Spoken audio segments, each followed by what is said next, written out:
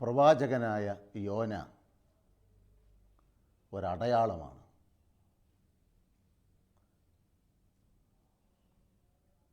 നമ്മുടെ ജീവിതത്തെ ആഴമായി സ്പർശിക്കുന്ന, വിലയിരുത്താൻ ഏറെ സഹായിക്കുന്ന ഒരടയാളമാണ്. യേശുക്രിസ്തു യോനായുടെ അടയാളത്തെപ്പറ്റി പ്രത്യേകമെടുത്ത് പരാമർശിക്കുന്നതും അതുകൊണ്ടാണ് എന്നെനിക്ക് തോന്നുന്നു.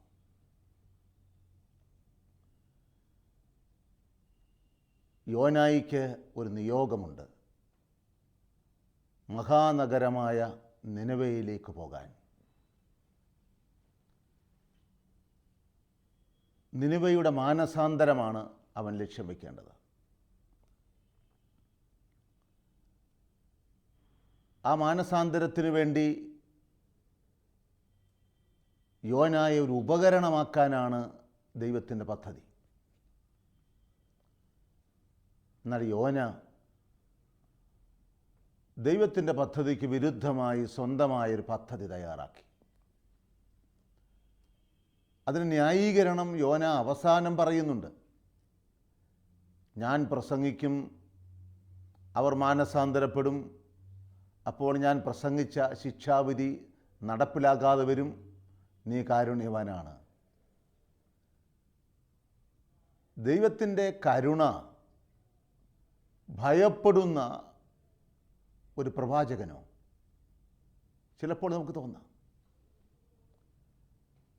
ശിക്ഷാവിധിയുടെ സന്ദേശം പകർന്നു കൊടുക്കാനാണ് അയക്കപ്പെടുന്നത്. പക്ഷെ ലക്ഷ്യമെന്താണ്? അവരെ ശിക്ഷിക്കുക എന്നുള്ളതല്ല, അവരെ മാനസാന്തരപ്പെടുത്തുക എന്നുള്ളതാണ്. ആ മാനസാന്തരം ലക്ഷ്യം വെച്ചുകൊണ്ടാണ് യഥാർത്ഥത്തിൽ നാം നമ്മുടെ പ്രവർത്തനത്തെ ശുശ്രൂഷയാക്കി മാറ്റേണ്ടത്. വ്യക്തികളുടെ മാനസാന്തരം, കുടുംബത്തിൻ്റെ മാനസാന്തരം, സമൂഹത്തിൻ്റെ മാനസാന്തരം നാം ലക്ഷ്യം വയ്ക്കണം. അവരുടെ മാനസാന്തരം നമ്മെ ആനന്ദിപ്പിക്കണം. നമ്മുടെ ശുശ്രൂഷകൾ അർത്ഥപൂർണമായി തീരുന്നത് അവരുടെ വിശുദ്ധീകരണത്തിലൂടെയും മാനസാന്തരത്തിലൂടെയുമാണ്. ചിലപ്പോൾ പ്രഘോഷകനെ ബന്ധിക്കുന്ന, ബാധിക്കുന്ന ഒരപകടമാണിത്.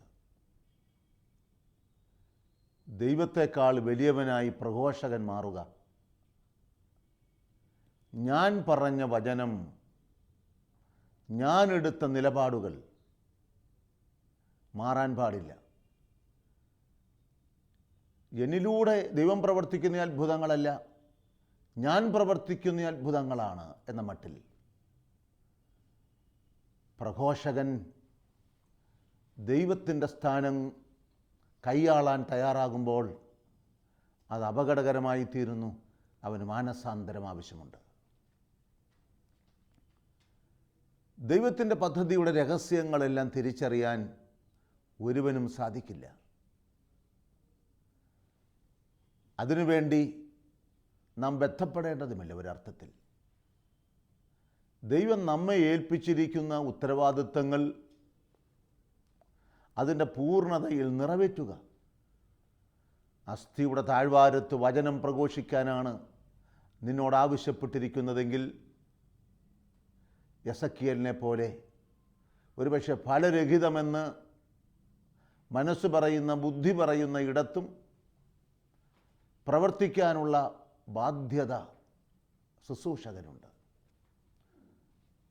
ഒന്ന് നാം മനസ്സിലാക്കണം, ഫലം നൽകുന്നത് മനുഷ്യനല്ല, ദൈവമാണ്.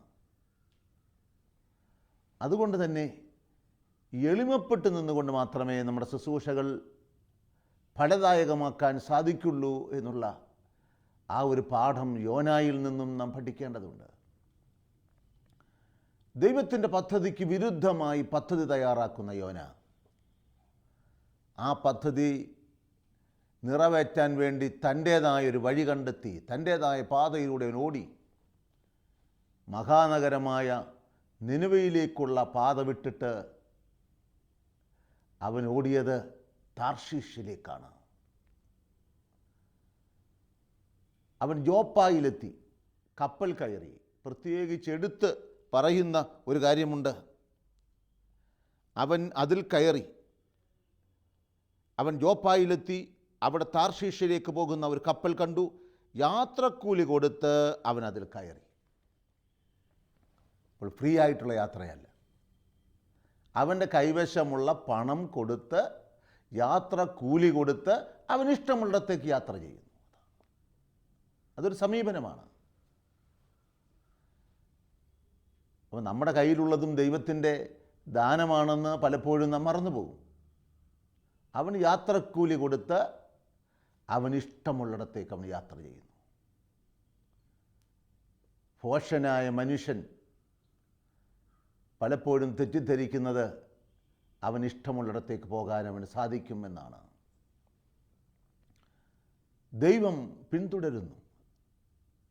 അവനെ ശിക്ഷിക്കാൻ വേണ്ടിയല്ല, വേട്ടപ്പട്ടിയെപ്പോലെ അവൻ്റെ പിന്നാലെ വിടാതെ പിന്തുടരുന്നു. എന്തിനു വേണ്ടിയാണ്? അവനെ മാനസാന്തരപ്പെടുത്താൻ, അവനെ വിശുദ്ധീകരിക്കാൻ, അവനെ മടക്കി കൊണ്ടുവരുവാൻ, അവൻ്റെ കർമ്മവേദിയിലേക്ക് അവനെ അയക്കാൻ. നമുക്ക് എവിടെയെങ്കിലും പ്രവർത്തിച്ചാൽ പോരാ. ദൈവം നമുക്ക് വേണ്ടി പ്രത്യേകമായി തൻ്റെ പദ്ധതിയിൽ മാറ്റിവെച്ചിരിക്കുന്ന ഇടമുണ്ട്. അവിടെയാണ് എനിക്ക് പ്രവർത്തിക്കാനുള്ളത്. ഓരോരുത്തർക്കും അവരുടേതായ മേഖലകളുണ്ട്. മറ്റുള്ളവരുടെ പ്രവർത്തന മേഖലകളിലേക്ക് നാം ഓടിക്കയറുക എന്നുള്ളതല്ല. അവൻ നിമിത്തം ആ കപ്പലിലുണ്ടായിരുന്ന എല്ലാവർക്കും അസ്വസ്ഥതയുണ്ടായി, കാറ്റും കോളുമുണ്ടായി. കപ്പൽ അപകടത്തിൽപ്പെടുമെന്ന് തോന്നി. അവരെല്ലാം അലമുറയിട്ടു.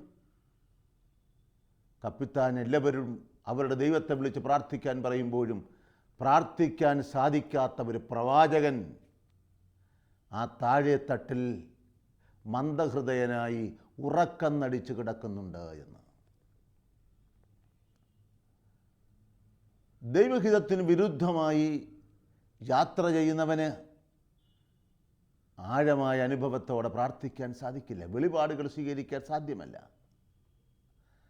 പലപ്പോഴും നമ്മുടെ പ്രാർത്ഥനകൾ അർത്ഥരഹിതമായി തീരുന്നതും ആ പ്രാർത്ഥന നമുക്കൊരനുഭവമായി തീരാത്തതും നാം ദൈവഹിതത്തിന് വിരുദ്ധമായി ചരിക്കുന്നു എന്നുള്ളത് കൊണ്ടാവാം.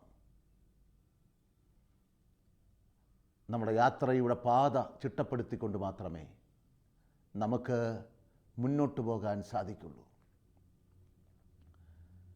അവസാനം അവനൊരു ബോധ്യത്തിലേക്ക് വന്നു.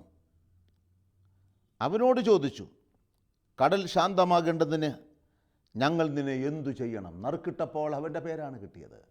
അവനോട് ചെന്ന് ചോദിച്ചു, കടൽ ശാന്തമാകാൻ ഞങ്ങൾ നിന്നെ എന്തു ചെയ്യണം? അപ്പോൾ അവന് കിട്ടിയ ബോധ്യം അവൻ വിളിച്ചു പറഞ്ഞു, എന്നെ എടുത്ത് കടലിലേക്ക് എറിയുക. ഒരു തിരിച്ചറിവാണത്. അപ്പോൾ പാപത്തിൽ ജീവിക്കുന്ന, ദൈവഹിതത്തിന് വിരുദ്ധമായി പ്രവർത്തിക്കുന്നവരുടെ സാന്നിധ്യം കൂടെ പ്രവർത്തിക്കുന്നവർക്ക്, കൂടെ യാത്ര ചെയ്യുന്നവർക്ക് അസൗകര്യങ്ങളായി തീരാറുണ്ട്, അസൗകര്യം ഉണ്ടാക്കാറുണ്ട്.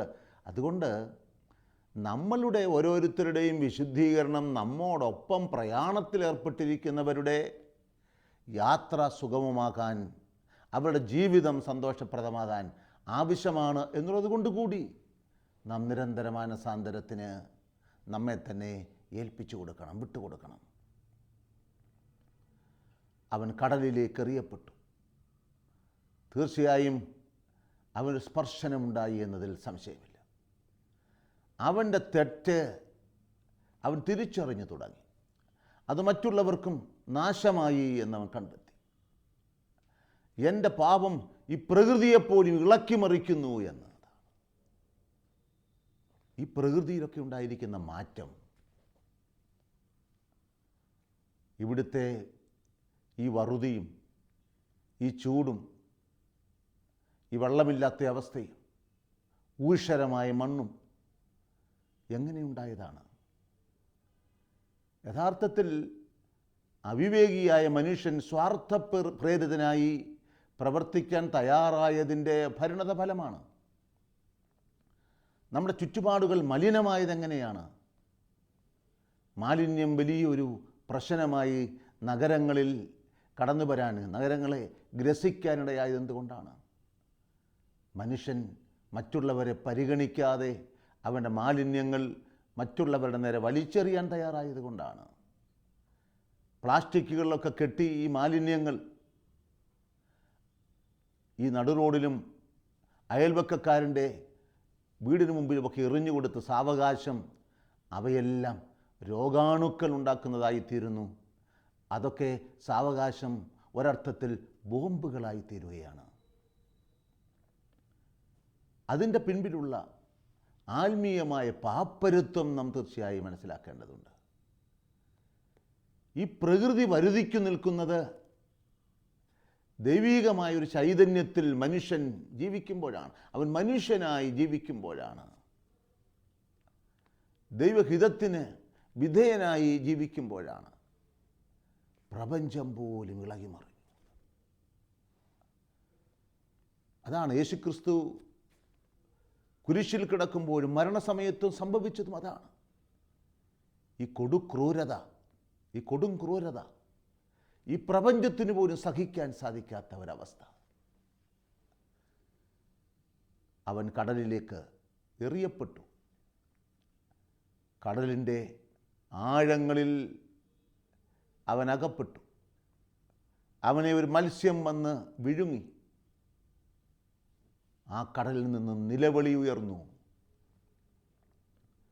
നിലവിളി ഉയർന്നാൽ ദൈവത്തിൻ്റെ കരുണ ഉറപ്പാണ്. ആ കടലിൽ അനുതാപത്തിൻ്റെ ഒരു കടൽ തീർക്കാൻ യോനായിക്ക് സാധിച്ചു എന്നുള്ളത് കൊണ്ടാണ് യോനായിക്ക് ഒരു മടങ്ങിവരവ് സാധിച്ചത്. അനുതാപം വലിയ കൃപയാണ്. ലൂക്കോസിന് സുവിശേഷം 15-ാം അധ്യായത്തിൽ ആ 3 ഉപമകളിലും നഷ്ടപ്പെട്ട ആടിൻ്റെ കാര്യത്തിലും നഷ്ടപ്പെട്ട മകൻ്റെ കാര്യത്തിലും നഷ്ടപ്പെട്ട ആ നാണയത്തിൻ്റെ കാര്യത്തിലും എന്താണ്?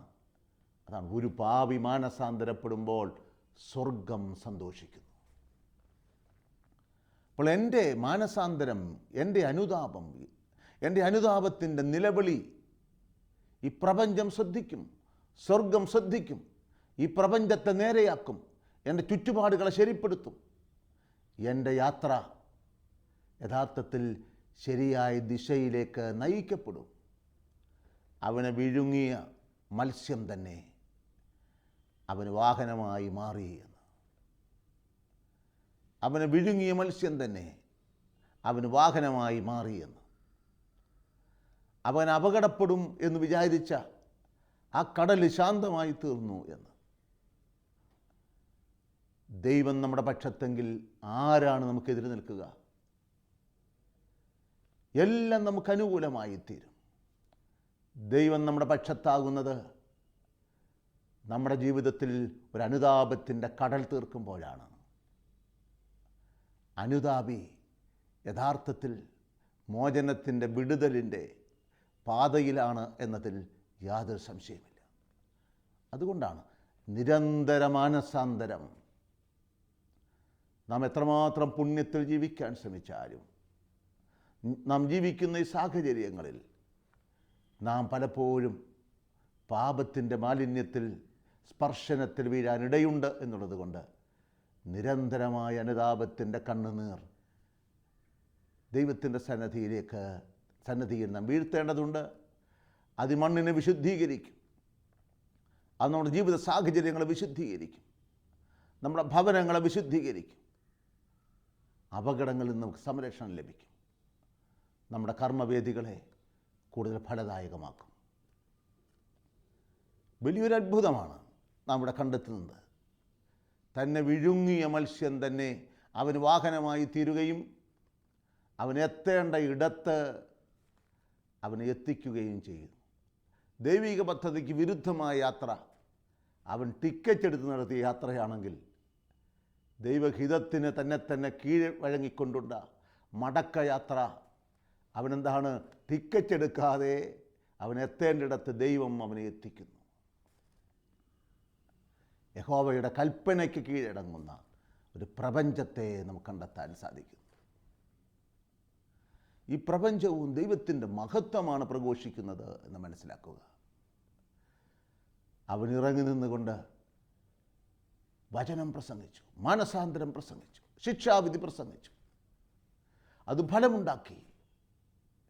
അത്രമാത്രം അനുതാപം കൊണ്ട് നിറഞ്ഞിരുന്നു.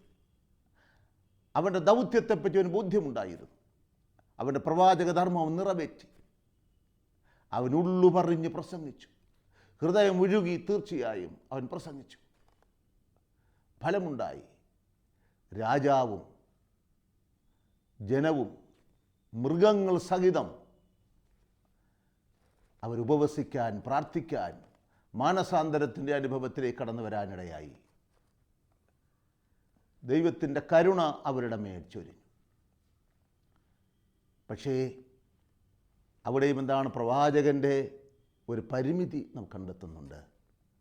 പരാതി പറയുന്ന പ്രവാചകൻ. ആ പ്രവാചകൻ എന്താണ്?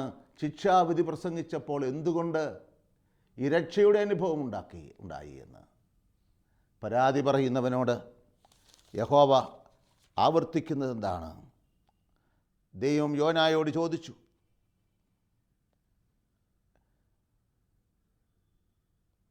ആ ചെടിയെ ചൊല്ലി കോപിക്കാൻ നിനക്കെന്ത് കാര്യം? അവൻ പറഞ്ഞു, കോപിക്കാൻ എനിക്ക് കാര്യമുണ്ട്, മരണം വരെ കോപിക്കാൻ. കർത്താവ് പറഞ്ഞു, ഈ ചെടി ഒരു രാത്രി കൊണ്ട് വളരുകയും അടുത്ത രാത്രി നശിക്കുകയും ചെയ്തു. നീ അതിൻ്റെ വളർച്ചയ്ക്ക് വേണ്ടി അധ്വാനിച്ചിട്ടില്ല, എന്നിട്ടും നിനക്ക് അതിനോട് അനുകമ്പ തോന്നി. എങ്കിൽ ഇടം വലം തിരിച്ചറിയാൻ കഴിവില്ലാത്ത 1,20,000 പരം ആളുകളും അസംഖ്യം മൃഗങ്ങളും വസിക്കുന്ന മഹാനഗരമായ നിനവയോട് എനിക്ക് അനുകമ്പ തോന്നരുതെന്നോ? പ്രിയപ്പെട്ടവരെ, ഒളിച്ചോട്ടത്തെയും രക്ഷണീയമാക്കി തീർക്കുന്ന ദൈവത്തിൻ്റെ കരുണയാണ് യഥാർത്ഥത്തിൽ യോനായുടെ ജീവിതത്തിൽ നാം കണ്ടെത്താൻ സാധിക്കുന്നത്. നമ്മുടെ ജീവിതത്തിൽ വീഴ്ചകൾ ഉണ്ടായിട്ടുണ്ടാവാം. നമ്മുടെ ദൗത്യ നിർവഹണത്തിൽ പരാജയങ്ങൾ സംഭവിച്ചിട്ടുണ്ടാവാം. നമ്മുടെ കർമ്മവേദികൾ വിട്ട് നാം പ്രവർത്തിച്ചിട്ടുണ്ടാവാം. എന്നാൽ ഒരു മടങ്ങിവരവ് ഇനി സാധ്യതയുണ്ട്. മടങ്ങിവരവിന് ഇനിയും സാധ്യതയുണ്ട്. അത് രക്ഷണീയമാക്കാൻ തീർച്ചയായും ദൈവം നമ്മോടൊപ്പം ഉണ്ടാവും. രക്ഷകനായ യേശുവേ, കരുണയ്ക്ക് വേണ്ടി ഞങ്ങൾ പ്രാർത്ഥിക്കുന്നു. മാനസാന്തരത്തിൻ്റെ അനുഭവം ഞങ്ങൾക്ക് നൽകണമേ. ഞങ്ങളുടെ യാത്രകളുടെ ദിശ തെറ്റിപ്പോയിട്ടുണ്ടെങ്കിൽ തിരുത്താൻ ആവശ്യമാകുന്ന ദൈവിക കൃപകളാൽ ഞങ്ങളെ അനുഗ്രഹിക്കണമേ. ഞങ്ങൾ ശുശ്രൂഷ ചെയ്യുന്ന ഇടങ്ങളിലെല്ലാം മാനസാന്തരം പകർന്നു കൊടുക്കാൻ തക്കവണ്ണം അവിടുത്തെ പരിശുദ്ധാത്മാവിനാൽ ഞങ്ങളെ നയിക്കുകയും ചെയ്യണമേ.